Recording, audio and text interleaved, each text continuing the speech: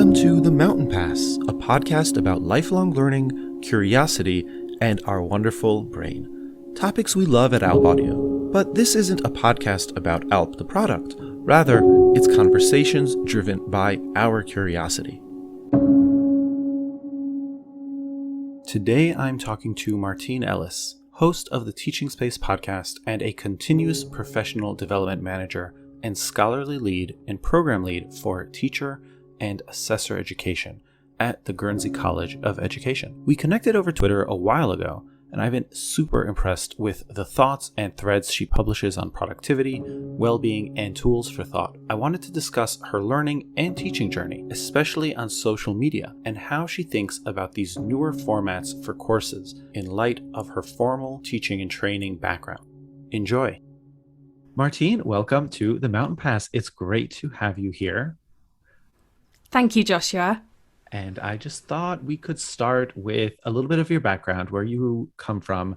For me, I feel like you're like a phoenix who's constantly rebirthing. I mean, we've known each other for a little bit on Twitter, and teacher, personal knowledge management, writer, newsletter, like there's so much going on. So I just wanted to, take it away. What's your background? Where are you coming from? How did you get into teaching, education, personal knowledge management, and everything? Yeah, I do like to evolve. I think that's a really good observation on your part. I think it's something to do with being a lifelong learner. I'm constantly learning new things in the right direction. So great question. I think the first thing to say is I'm based in Guernsey in the Channel Islands. And for those listening who aren't familiar with Guernsey, because it's a very, very tiny island, we're kind of partway between the UK and France. And I like to think we're a bit more French than British in some respects. So that's where I'm based. And I had a senior leadership role in finance. I was a director of an international trust company before the age of 30. So I was doing very well in my career, and I had lots of nice things like a massive mortgage and a nice convertible and disposable income. Gosh, I remember those days. And I had all of that stuff, and it was lovely. But I didn't have, gosh, this is going to sound really cheesy, but I didn't have the satisfaction that I was looking for in a career. I kept asking myself, who am I helping? I mean, ultimately, I was helping rich people get richer, and that wasn't terribly fulfilling for me. So I did a scary thing. I made a massive career change. I'd always loved teaching. Throughout my career, I've trained staff, not because it was necessarily on my job description, but because it was something I loved and something that I think I was quite good at. So it wasn't a complete sort of leap from one thing to another. I'd had training in my blood. And in our local newspaper, a maternity contract came up at our local further education college, teaching office administration. Now, I was a director of a trust company at this point, but I knew that my admin staff, made the business run perfectly. And I'd always been all right at admin, and I just took a gamble. It was an epic gamble. I knew the lady who was the contact on the newspaper article. I went for an interview. They offered me the job, and I went, yeah, okay. Took a massive pay cut. It was a 1-year contract only, so it was a big gamble. And I haven't left. I've been there 13 years. I was an office administration lecturer, and then I went into sort of ed tech, got very excited about that, and now I am the professional development manager and scholarly activity lead, and I also am head of teacher training. So I help people who are in industry get into teaching, and that is just the best thing. I know who I help now. So there's a bit of background on me. I hope that wasn't too long. No, not at all, and really interesting. I think there's the saying of those who do and those who can't do teach. So you're completely smashing through that nonsensical saying. Yes, I am. And actually, it's really funny you mentioned that, because while I was prepping for this interview, that saying came into my brain. And it is nonsensical, because if you try to teach something without the credibility of having the skill, you are not going to get anywhere. So yeah, I am smashing it, definitely. 100%. I also think, this is something that I've become more aware of since working on ALP, is I'll call it the art and the science of teaching, and teaching well, and instructional design. I think I'll speak for myself, growing up, you come into class and teachers they're on the spectrum between professional teachers and professional babysitters. And I think more and more I've had this appreciation for the professional teachers and the ones who give it thought and really take what they're teaching seriously and how they teach it. And it really is an art and a science and a profession. I totally agree with you. And I think that's really prominent in particular in further education. So vocational based teaching and learning. So my colleagues where I work are teaching practical skills like plumbing and carpentry and hairdressing and things like that. And when you see the expertise the lecturer has combined with the expertise they're using in order to make learning happen in that way, it's fascinating. It's an art and a science. So, how did you go from teaching and I'll call it vocational training into the world of podcasting and Twitter? Because you're the host of the Teaching Space podcast, which is on a hiatus, but it does have a good back catalog. So, when did that happen? Oh, that's such a good question. I think actually I was podcasting before I was teaching, but not in the format that you know of my podcast. So this might take you by surprise, but I started podcasting. I was a really early adopter of podcasting over 13 years ago, off the top of my head. And my first podcast was about knitting. Are you surprised? A little bit, a little bit. Yeah, most people are. So it sounds like a really strange thing to podcast about, but actually, when you think about it, people who are doing knitting and handmade crafts and things like that have their hands busy, but they like to listen to something while they make. So there's actually 100%. a massive, yeah, exactly. Well, there's a crossover here with audio learning, isn't there? But there's a massive knitting podcasting community, and I was one of the kind of early kind of podcasters in that area. So I started podcasting, well over 10 years ago, about handmade crafts and knitting. And then I had a couple of other shows, one focused on sort of small business activity and things like that. And then I ended up podcasting as the Teaching Space, which I've been doing for the past few years. As you've mentioned, it's on hiatus, but that's because I am doing a master's in education and it is my sort of dissertation year coming up. So I need all the time I can possibly find in order to do my dissertation, because doing that part-time with a full-time job is quite challenging. So yeah, that's how I ended up podcasting. It was through knitting, and then that kind of all led me into the world of social media. And I would say of all the social media platforms, Twitter is now my happy place. I do like to share the odd sort of Instagram pic of my creative exploits, but mostly you'll find me on Twitter. And I will say on Twitter, you share a lot of great threads, mainly focused on productivity. I think it started in teaching, kind of like the edu Twitter space, but more and more on personal knowledge management, on productivity, all kinds of hacks and different tricks, right? Yeah, and that really stemmed from going from a career in finance to a career in teaching, where it was so entirely different and I had to learn to be productive in a very different way. But my take on productivity is slightly different to many other people's take on productivity, and that's I don't want to do more with less. I want to be productive in order to have time to focus well-being, because I believe that you have to prioritize your well-being first, and that enables you to be productive. So I call it well-being driven productivity. It's a slightly different take. Interesting, because yeah, definitely usually the standard approach is do more with less, automate things, manage to make the most of your time. So how is well-being driven productivity that different? Because I think it's the reason behind being productive. I am not trying to be productive in order to fit all of the work things in. I'm trying to be productive so I've got time and space to look after myself and my needs and make sure that I'm healthy. And that all kind of goes in a nice positive circle. I'm not trying to burn out. I'm not trying to overwork myself. I'm trying to do a good job efficiently and have plenty of time to be well. Ah, got it. I love that. I really love that. I think often in the productive circles, and I'm guilty of running in those circles, there is this constant rush for, I guess, just beating the system being that much better. Inbox zero, I'll get to inbox zero by 2 p.m. I'll wake up at 5 in the morning. That kind of hamster wheel mentality, and the mentality that you were just talking about, which is really it just sounds much healthier to me, where you're being productive to work right and not to work more. 100%. And I think what you're describing is when productivity becomes quite toxic.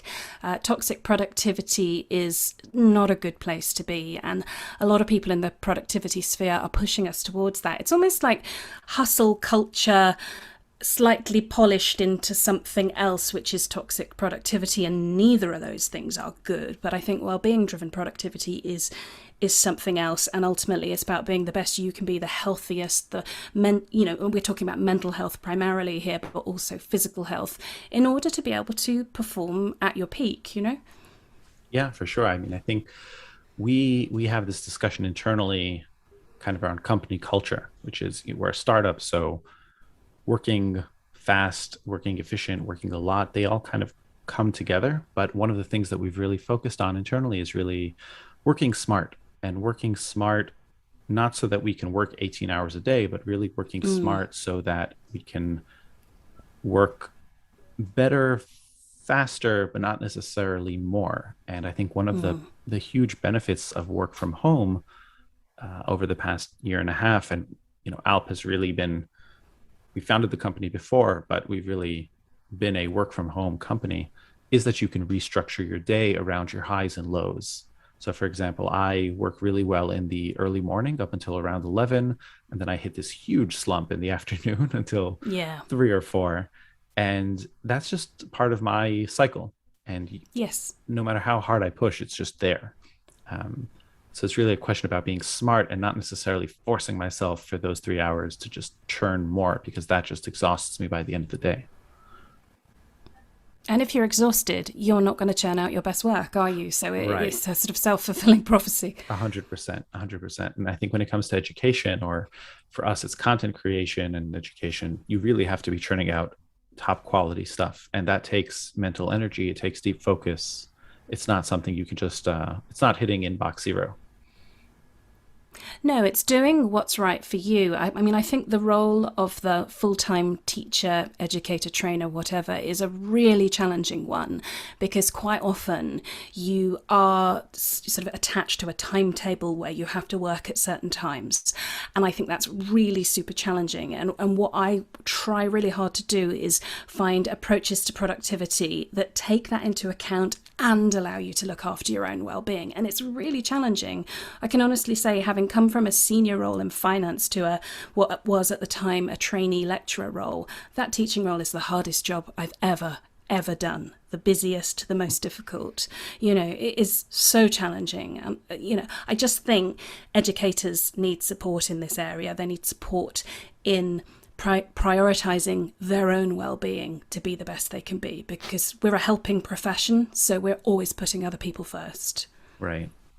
So I guess kind of going in on this topic more is you recently did 2 cohorts of this online course called Ship 30 for 30, which I'll let you tell us what it is. But what I'm really interested in about is also it's a teaching and learning. It's a learning experience.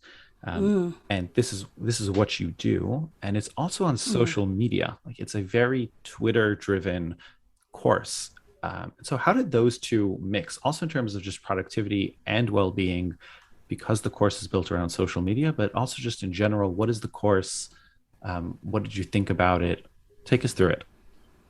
That's a great set of questions. Ship 30 is one of the best learning experiences I've had online recently. And just so you know, I'm really critical. I think it's to do with being a teacher trainer. I'm not a really very easy student to teach. I don't have any issue with investing money in online learning, because I am a lifelong learner. I'm obsessed with learning. But I'm critical, and I loved Ship 30. So fundamentally, it's a writing challenge, but it's a lot more than that. You join Ship 30 and you agree to write 30 pieces of content, 1 a day, and you write what they call an atomic essay. And I really like the idea of an atomic essay. It's 250 words maximum on one topic. So you're learning all sorts of things in this process. You're learning to be concise. You're learning how to structure things like a catchy headline and an introduction that's going to make people read a bit more. You're learning to ship something every single day, even if it's rubbish. It's all of that process of producing something, shipping it, working with systems. I'm a systems person, so putting systems together to enable me to ship for 30 days was fun. I'm such a nerd.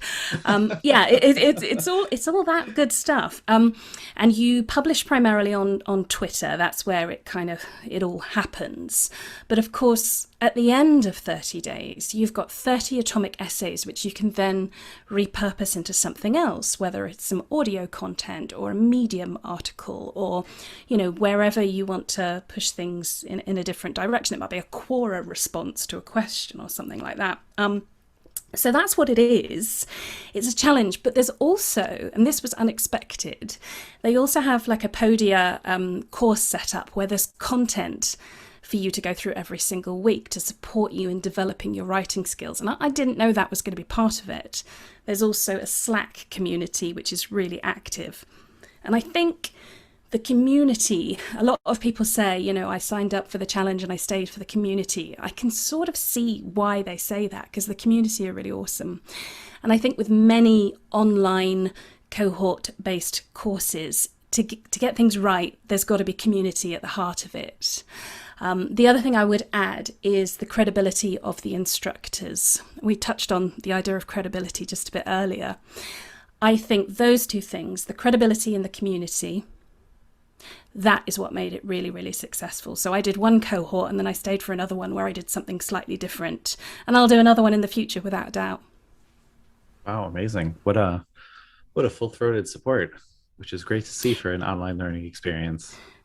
Yeah, they are really doing some exciting work. And the other thing I would add actually is that having been around now for 3 cohorts, so I did 2 and then I'm having a break this time round. So I've been around for 3 cohorts. In that time, the platform and the offer has been constantly developing. And they're listening to feedback. They're asking for feedback, they're listening to feedback, and they are developing it into something quite special. And I think that's another thing, another tick in the box of the way Cole and Dickie, the people who run it, are working to keep developing it that way is amazing. So what do you think we can learn from this kind of course? Especially it's a Ship 30 is for lifelong learners, it's for working people, it kind of plugs into your daily schedule. It's not vocational training, but it's similar. So what do you think we can apply from that to the way we think about our own courses? That's such a good question. And I think getting a community in place is key. I can give you another example of where for an online course community has worked really well. I mentioned earlier on that I'm doing a master's in education in my spare time because, as I said, I'm obsessed with learning. And I'm doing that with the Open University, so really completely different kettle of fish to Ship 30. Open University does degrees, master's degrees, bachelor's degrees, that sort of thing, compared to Ship 30, which is a writing challenge. However, what they have in common is community. For my master's this year, my tutor group, we have created a WhatsApp group. And I honestly don't think I would have got through this year of my master's without that WhatsApp group. They have been absolutely fantastic. We have really helped and supported each other, and it's been an essential part of my experience. Now, arguably, the Open University didn't provide that community, but they did create an environment where it could be, put together. So I think community is key, and having strategically placed people within your community to develop it and to keep the conversation going and to ask key questions and to direct message people and check in and those sorts of things. So if it's brand new, you need to plant a couple of people to make that happen, but it'll just develop and grow if you establish the right conditions. So the point about community is something I'm really interested in, because it's an area that we've never quite cracked at ALP, honestly. My background is in Jewish studies, actually, and in the specific kind of Jewish studies that I learned, also in high school and then in yeshiva and then in university, what's very, very popular is a form of study called a Chavota, which is Mm-hmm. a buddy system. You learn with one friend Mm. or three friends, it's usually two or four, and you study together. And that studying together not only adds to accountability, but it also adds to your support system because you're dealing with difficult texts. And it's also there for literally the learning experience because one asks, the other answers, you discuss, you brainstorm, you try and solve the puzzle together as it is. And I've always felt that that's really missing in online learning. And these cohorts, they have the opportunity to fill that in, but I always wonder if the communities that are being built are very transactional, as in, let's be together because, we're going through this course together. And then at the end of that course, the community drifts apart, or for Ship 30, where a lot of the community is around editing each other's works or liking each other's posts. And I just have this, I guess I wonder about, is the fact that it's transactional good or bad, or maybe it's not transactional at all and just my assumption is wrong. I think the idea of an accountability buddy in an online learning situation is a brilliant one, and it definitely works most of the time. Ship 30 did they paired you up. If you could opt in to be paired up with somebody else, and as long as things like time zone and there's something else in common. I mean, I guess in this scenario you're both wanting to learn to be better writers. As long as there's a few sort of commonalities, then there is a really good chance it's going to work. I think it starts as a transaction, but it can grow into something else if the environment is right. So while I didn't keep in contact with my accountability buddy for the Ship 30 first time round, I'm still very much part of the Slack community. And although I'm not going in there every single day, I'm making sure at least a few times a week I'm checking in. So I think it's about the environment you create as the person leading the course and leading the community, and having maybe sort of community managers to keep everything running. Do you think, Sorry. Right, okay, that's gone. no worries. I'm a busy girl, I must apologise. Sorry, next question. Do you think you'll be implementing, I guess, that element of a daily challenge and also the element of ship something even if it's rubbish? Like in your next vocational training, do you think those two aspects will come into play? I think that's a really interesting question in the sort of teaching world, because I think one of the biggest issues trainee teachers have is they expect every lesson they deliver to be perfect. And it's never perfect. The minute you deliver the perfect lesson and you can't learn something from your experience, then it's probably time to retire. So I think, although maybe I won't do a kind of do something daily even if it's rubbish, I think the perfectionism theme is quite an interesting one. I don't think perfectionism is very helpful in teaching at all, because it can lead to burnout. Don't get me wrong, I'm not saying I'm in favour of sloppy teaching by any stretch of the imagination, but I do have a bit of a mantra which I repeat to myself for the sake of my well-being, and that is sometimes B plus work is absolutely fine. I think being a perfectionist can be very, very damaging. So it's sort of a half answer to your question, but I think that the essence of shipping something even when it's not perfect is rooted in there somewhere. Yeah, it's interesting for us, or one of the most formative experiences I think being a founder at a startup is that when I used to work and I wasn't founding my own startup, I used to do things A or A plus, or I'd like to think that I try to. Mm, And when you are founding a startup, you're constantly short on resources, whether it's yes. time or money or attention. And even though you have this intensely strong desire to do things as well as you can, in reality, even if you wanted to, you couldn't just because you don't have the resources.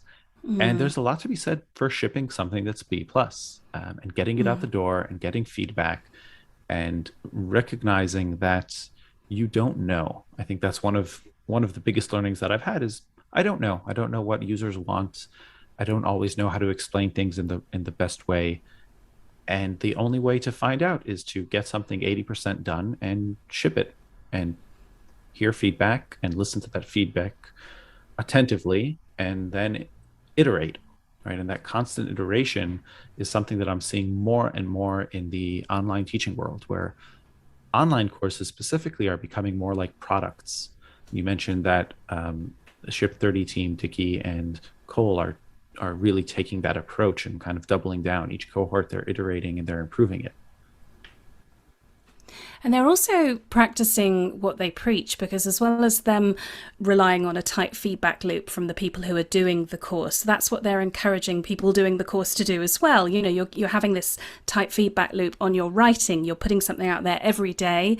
You're looking at the data. You're seeing what resonates with your audience, and then you're writing more of that. That's what they're doing with their course. They're practicing what they preach, and I just think that that's excellent teaching ultimately. And it works, and it works. Mm.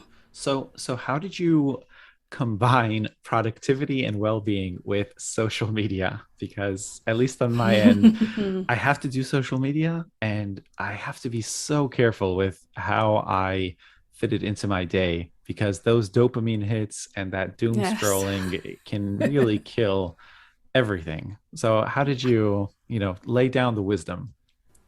That's such a good question, and I'm not going to pretend that I am amazing at this, but I do have boundaries around how I use, for example, my mobile device. When I was doing Ship 30, I would write in the morning and try to do my sort of networking with others on Twitter around their essays in the evening, and then kind of be clear during the day. So I think the key to all of this is having boundaries around when you do certain things. Another boundary that I have around social media is that I don't have any notifications on my mobile device. So I'm always using my mobile on my terms, as opposed to when my mobile says to me, ping, you need to get a dopamine hit. So boundaries around when and how I use my phone were key.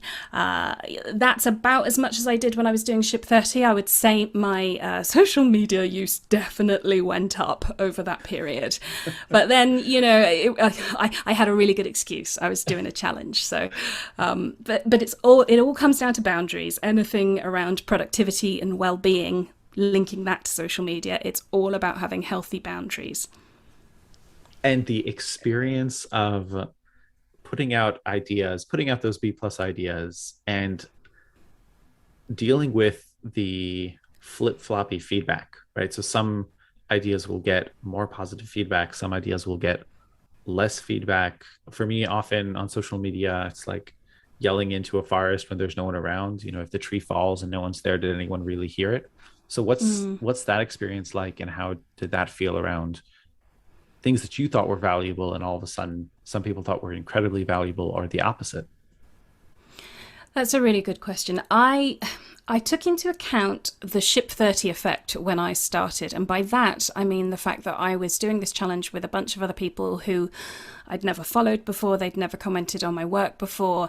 I knew I'd have kind of a false uplift of feedback almost. So I kept that in my mind when I reviewed all my data and stuff like that. So if I put something out and it flopped, I didn't assume that I could never write about that again. But what I did is I tweaked something for my next couple of essays and my next couple of essays, and it was more, I wasn't obsessing on the data by any stretch of the imagination. It was more just a gentle dip your toe in the water and see how warm it is type thing. So those first 30 days were less about the data and more about the daily practice.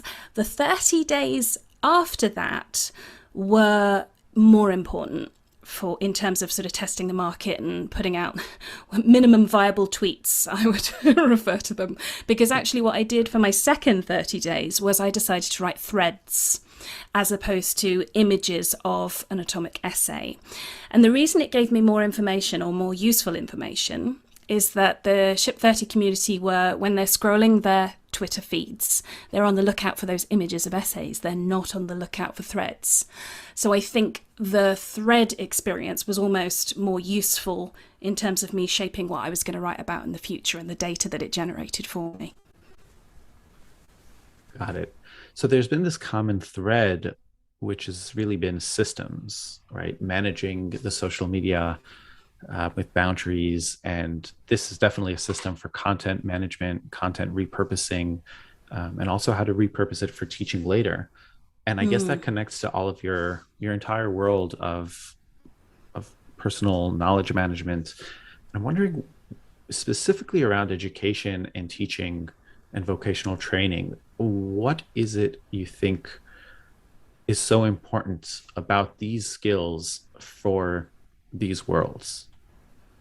I'm a systems nerd. You've picked up on that very quickly. I try to hide it when I first meet people about why I love systems so much, but systems are just so helpful in every single thing that we do, so you can work efficiently and replicate stuff that works. I can't imagine not being a systems person, to be honest with you. I have a flow chart for everything. And I think a lot of the trainee teachers that I work with, just they're very early on in their teaching career, and they assume that teaching is this creative thing that's different every time. And I'm not saying teaching isn't creative, but it does rely on systems in order for it to work well. And I enjoy helping people suss out the systems so they can work efficiently and they can replicate what works well, because that almost gives space for the creative stuff to happen. That's a really fluffy answer, but hopefully you can get something from that. No, not at all. I mean, it connects to a lot of discussions I've had with friends around writing or newsletters or content, and also with how we think about ALP, in the sense that there's a lot of things in our daily life that we could, I'll call it, not improve, even though that's the word I'm going to use, but make it more efficient to make room for that higher order thinking, creative juices. And it's something that I really think a lot of people don't uh, don't really understand, which is, first you have to consume content, consume ideas, and then you have to make them your own. And only once they're Yes. your own and they're kind of marinating in your head can you do that deep work and get them out in whatever format. And that whole process of capturing content and information and making it your own, that can be systematized, and it's something we really think about at ALP in terms of, when we consume our content on the go, right? I think a lot of the content that we consume is when we're driving, doing dishes, things like that, and the way we capture that is really different than the way we capture information when we're reading or scrolling Twitter and we can bookmark things. I think if you don't systematize your content consumption, what you'll end up doing is just collecting a lot of information. And if the intention is you want to create something off the back of it, there needs to be a system that gets you there, because otherwise all you're going to have is a humongous library of stuff. And there's nothing wrong with that if that's what your aim is. But if you want to produce content, if you want to produce new knowledge, whether that's in an academic setting or not, you have to have a system. Otherwise you can't do it. That's just my opinion, but it helps me enormously to have a system. Agreed. So where can people find you? I mean, this morning I saw a Twitter thread that you wrote about mini hacks, and I thought it was brilliant. Just how Thank can you you. save 5-10 seconds over and over, your day? And I really like the concept, and I think you put out great Twitter threads and also greater longer form essays. So where can people find you, connect with you? Thank you. The best place to connect with me is probably Twitter, where you'll find me as Martine Guernsey. But I also have started a new personal website recently where I'm going to be sharing some of my content, and it's got all of my social media links and things on there. So you can also find me at martineellis.com. And well-being driven productivity. That's where it'll be. Yeah, absolutely. Fantastic. Martine, thank you so much for coming on the Mountain Pass. Oh, it's been lovely. Thank you very much for having me, Joshua.